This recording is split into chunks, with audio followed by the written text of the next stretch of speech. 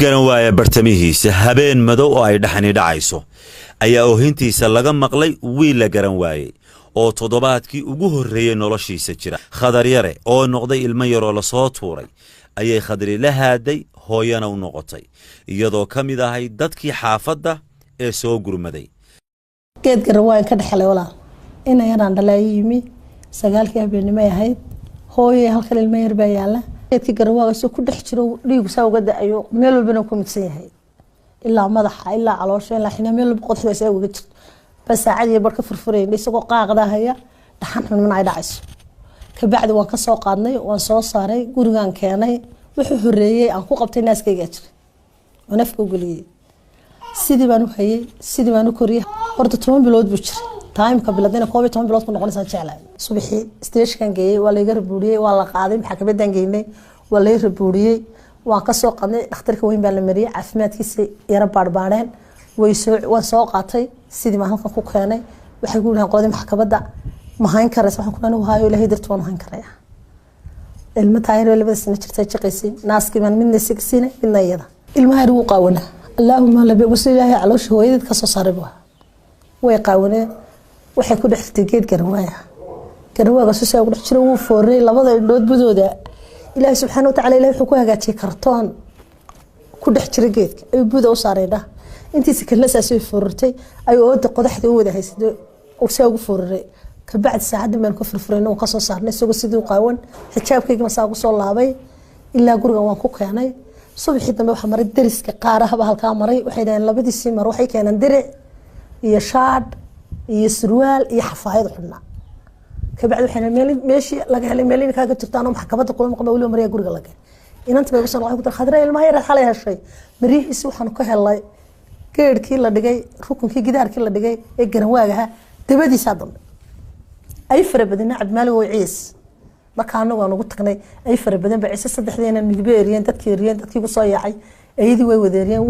ayadu meel ka gashay way si ciiyeen ilmaha meel ka galaan bay waayeen ilaahay subxaanahu wa ta'ala ilaahayna kuma sababin eedeynta ilaahay ka maaganayn anaga ilaahay nagu soo beero haye geedku wuxuu lahaa geed wada qodaxa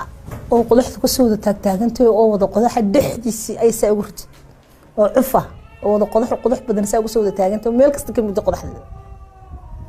aniga laftiga markaan soo saaray laba laamood bas ay ka cadaaday laan kale soo cadaaday mid ka sareysan soo cadaaday halkaas uu saa ugu jiray madax waxaan ugu tagnay isagoo oo foorara oo sida loogu riday foorar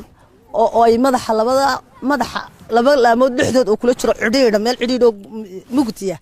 oo uu qaylinayo meel walba qodxaantu ay ka saarantay oo halka qoortu ugu xuntu ku dareeysay geedka oo labada laamood xoog u haystaan inta dambana ay meel walba qodxdu inta haysato oo firig leeyahay oo ilmaha qaaqda hayo oo aad iyo aad u dhibaataysan oo sida u haysata si argagixisale oo naxdin leh oo murugo leh ananigayga ka saarayay ee ka furfuray aan murugooday runtii in aan ka ooyay oo hin aad iyo murugo aad iyo aad u xun aan ka ooyay ilmaha yar catibaada iyo murugada iyo ilmaha saylaantu haysatay si oo ugu jiro si argagixisale aanad moodin hooyo dhashay ama qof islaami inuu soo qaado oo sida ugu ridaan aan la yaabay ayaan kaga saar saacad iyo badh ugu yaraan qodaxda waan ka furfuray qaarkood intu firig lahaabay ayay walaal ku jabeen ay aad ugu jabeen meel walba oo madaxa ka mid yahay sidii ayaan ku soo furfuray qaar waxaan kaga soo saaray ilkahayga ilaahay baa runta jecel ilkahayga ayaan ku dhaadheeraay oo ka jibsan kari waayay labada margi kaga jiray ayaan ilkahayga kaga soo dhiftay markaasaan meeshii marinayay markaan ka soo saaray afresh habeenkii kiniin sir baan u diray meel walba dhiig hawda ayaan ka saarayay biyo milix la diriyay waan ku meeray maraan ku duubay xundurtu way soo qoyneed cabdimaal xundurtu way qoyneed markaas ay xundurtu ka dhacdo dhiig lahayd xidda xundurtu laftigeeda waan dhigi jiray xanaanada waxaan uga soo qaaday dawooyin aan ku dhayo teelu markuu toddobaad jiray xundurtu ka dhacdo anagu hooyana waan garanayna ka bacdi toddobaad cisho dhakhtarka aslan markaan geeyo waxay ku dhahay ilmaha 7 days buu jiray caafimaadka waxay ku dhahay 7 days buu jiray toddobaad cisho jiray bay dhahay ilmaha waxaan mar dambe oo dadku ku buuqsan yihiin islaantuna ay ka furfurayso islaantu bidaa ka bay ahayd markii ay ka furfuraysay garawaaga ilmaha iyadu bidaa ka bay ismay dareemay qodxaantii markaa mudaysay iyadu laakiin ilmaha ayay daryeelaysay ay islayd ilmaha yar ee meesha ku jira si aad u daryeesho falowgeeda qabo shalmad yar baa lala soo cararo waa lagu duubay guriga la geeyay xaafaddu waxay sameysay qof masaasan la soo carara qof marayar la soo carara qof markaa faxadabka u saara markaa qof masaasad u soo iibiyo oo keena in badan bay haayeen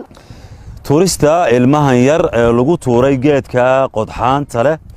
uma muuqato in loogu talagalay inuu sii noolaado waxaana isweydiin mudan qofka tuurayba waxa uu ahaa hooyadii mise qof kale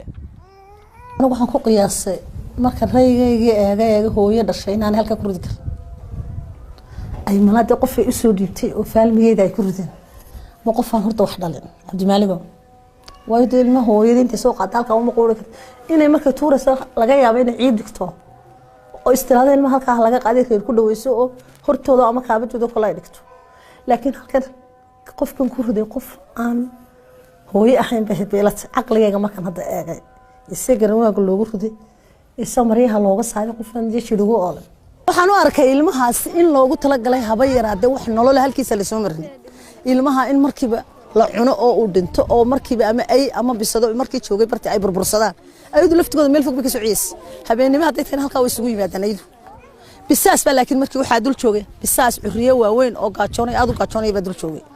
oo daadhan la dhixdhigay ee loo bareeray nolol looguma talagelin geeri mooyee eheladin ba kula soo talisay laakiin gabadh kaliya may dhigin ilmahan dhowr qof baa lagu dhigay meelo fogna waa laga soo qaaday garanwaana bartanka waa loo dhigay waayo masaabiir buu noqdo subaxii baan ma yar u tagay masaabiir buu noqdo dhulka uu ka wada gala maxay dhahay dabeedna naagta halka ku tuurtayna waa naagan dhalino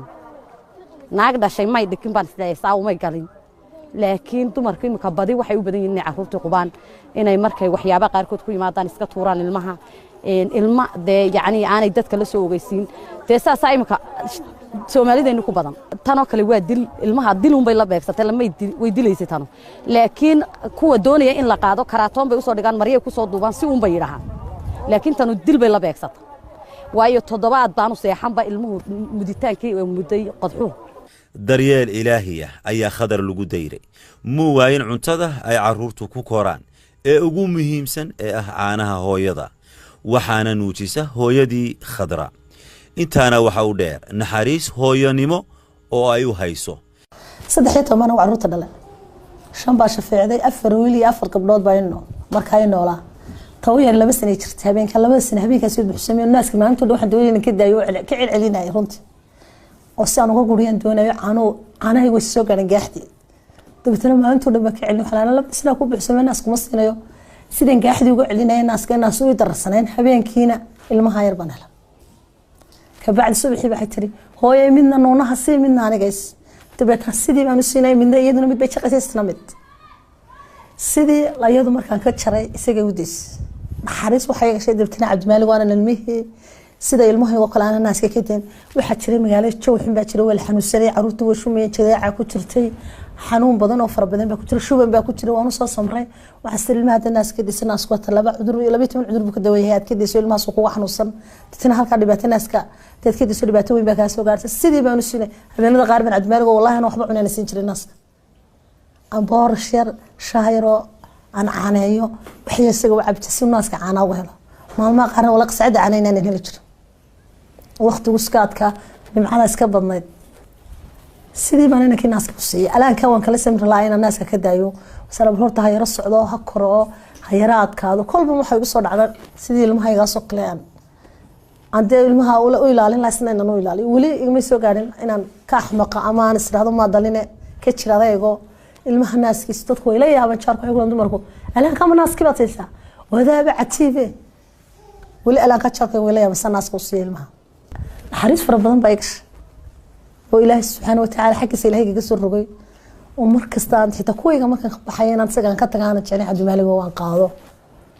والحنبارو وحتى كمان كان الناس كان سرها من الناس قوة الصناعة ميل هذا نص عدالة مقالة ذو كلا وانقات شيخو كلا دنتجي وانقات عبد الملك وعسر من الناس كا يوضح الصناعة ما أنا دباتك سوقان كوري قد حس عروت حريص فربنا بايكش إله سبحانه وتعالى إله هو أبو ري سامر كسكتر تجنا نحرس رباني يرجع لي يوردو هذا وينو مسكح ذي وانا كدي قضانا صبح النية دي حبق لينو ولا أنا لا كادي أنا نروح المهاير المها وكلامها أموات هالشيء يس المها نحرس وين بيجرت إله سبحانه وتعالى إله هنا يجي لي حكمة وين قويس كخضر يرى هيا أيه قويس ضيرة بس سيدا وجو هيا كالجعيل بوحة قويس هم لا وياه وسكفر بديه waxaan maxaan ku dhahday odaygu camal ma hayo Cabdimaaligo barwad buu gaar ka dhaco iska jifa halka ugu timaadeen maanta hornood ugu tibay maantana wad ugu tibay halkaas iska jifa in yar ba مصاريف تسنة خير له بالله هذا وحصه له قلبي إلهي نوصل دماغه كلا قيبسنا meel meherada noo furaan wax camal aan weynaan haynana ma jirto ciyaalkii wax warkan in walaalkood iyo qofka la soo qaaday ilmo reer garwaa keesan ka warama geedka wallahi uu ka xanaaqan runtii waana ka muraar dacwana waa ilmaayagi hooyaday baa naaska nala siisay waa walaalkay oo kale sidii walaalkooda kale la dhaqmaan in aan jeclaynay ma jirto qofka waxa waan qaadanaya taa yar labada sano jirto way ooydaa way muraar dacna way qalbi jirto xataa waa walaalkay qaarkood waxna ka war cabdi garwaa qaar baa nagu dhaa قربنا وركنا ملميرا لهلا وجيبا كحنا قرنتي أنا وضم رارة العنا كنا نجارين يبقى تبدو كلنا نقص بينا يودتكم مهلا وجيبا أقوى جبوا كش ذا بريبا لو عيا صادو هنكرس إلهي بقى يقبلنا ما كنا ذا إلهي إن شاء الله وحبا قلبي يسلق بيرما الناس كاو تشقي وحكسوا يعني إلهي وحنا أحسن الماء فانسيو وحد إلهي من يقلق مستقبل ونفسن وينفع كي ينفع لها يتر لا وح إلهي نقدره إن شاء الله بإذن الله كريم أنا وحنك أمين كان هلاي بان الليل الخضر إلهي سبحانه وتعالى إلهي ويمقلي مركا ملكت سنو المقلس سلا مركا نسخنا كل ليل الخضر بان هلاي خضر بان دبتر الله بحي caruurta aan hooyooyinkood iyo aabayaashood la garanayn ayaa kala kulma bulshada dhibaatooyin nafsiyan wax u yeeli kara taas oo u baahan in bulshada lagu baraarujiyo qaabka ugu wanaagsan ee loola dhaqmo xaaladahaas oo kale dadka noocaas sida khadaro kale markay weynaadaan bulshada waxay kala kulmaan hadallo xun oo de maxaan ku dhahdaa khalada oo ay fahansiyeen bilaadanku ay dhaadaan dawaad hel lagu helay waa lagu korsaday saasada halkaas laga soo ilmaha marka la helo wuxuu bayoonay waa kii la helay meeshaas laga soo qaado oo waa lagu soo helay waxay oranayay yaa ku dhalay halkaad ka timi nin ayaa tahay abtirso qabiilkee baa tahay dhacdada naxdinta leh ee lagu tuuray ilmaha yargeedka qodxaanta leh habeen gudcura oo ay dhaxani dhacayso waxay ka mid tahay boqolaal dhacdo oo loogu gafo caruur aan waxba galabsan ilaaha sareeya quraankiisa wuxuu ku tilmaamayaa wa idha al-maw'udatu su'ilat bi ayyi dhanbin qutilat waxana bulshada ku waajiba inaanay arrinka sida ku sii daawan oo wax laga qabto maxay galabsadeen intaas ayaan ku soo gabagabaynaynaa waxaan idila socodsiinayay anigoo ah Cabdimaalik Sheekh Musoldon muuqaaladana waxa kala qaadayay ديريه جامع عبد قادر عثمان دبد إيو سعيد محمد عبدي السلام عليكم ورحمة الله وبركاته